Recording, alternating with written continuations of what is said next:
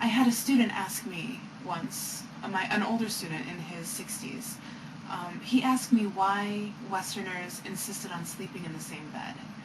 And that totally threw me for a loop. And I don't get shocked. I don't get startled easily. I really don't. But he really didn't understand the whole concept of affection, or why people want to cuddle. It was beyond him. It's just not what he does, you know. He and his wife have lived in separate rooms for about 30 years because they get up at separate times. So, you know, logistically it makes sense. But that the physical distance is one thing that I would really want to see change a little bit. When I was sick, my first month here, one of my managers brought me food, and I had this horrible idea that it would be.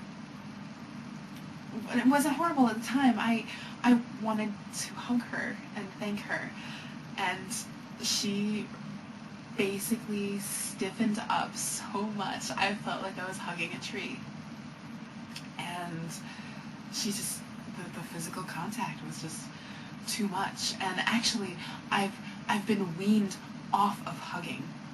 I have had a decent hug recently. I won't lie about that. But in general, over the past few months, I've not had hugging. And that's really difficult because I'm an affectionate person. My friends back home know that I hang all over them. I even hugged some free hugs people, you know, the ones like with the awesome signs, like free hugs. And I got what I paid for. It was a horrible hug. And I just kind of stopped trying after that. I would also like to see more of a push for individuality,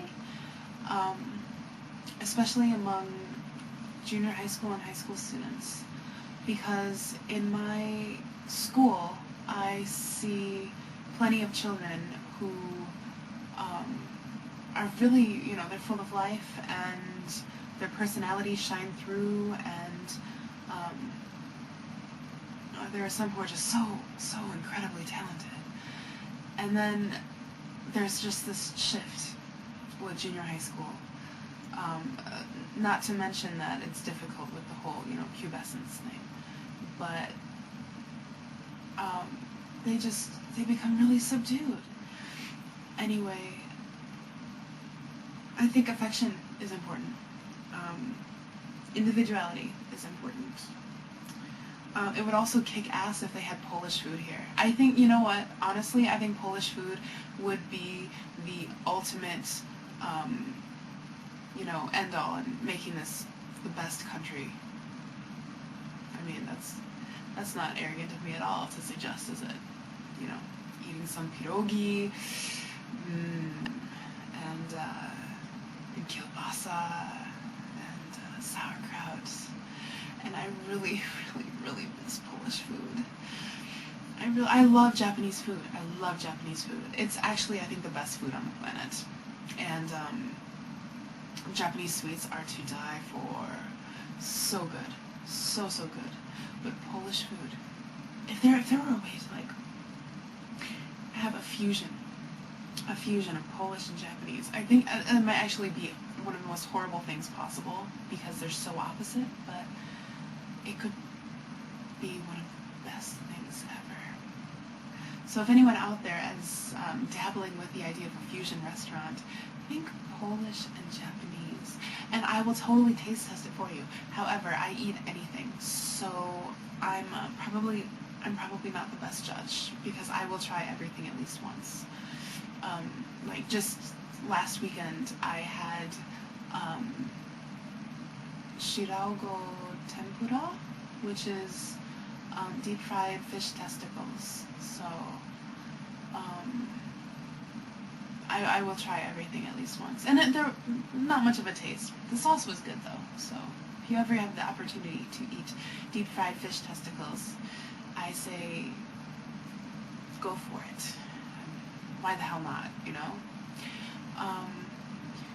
think, yeah, I hope I answered your question okay, and I hope I'm not boring you to tears.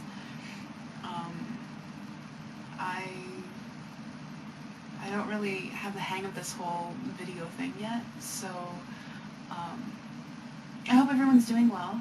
Ask me more questions. I will try to steer away from douchebaggery. And if anything interesting happens to me, I'll let you know. But as of right now, no. I have nothing, really. I have to work tomorrow. Awesome. Okay, well, yeah, have a good night, everyone. And,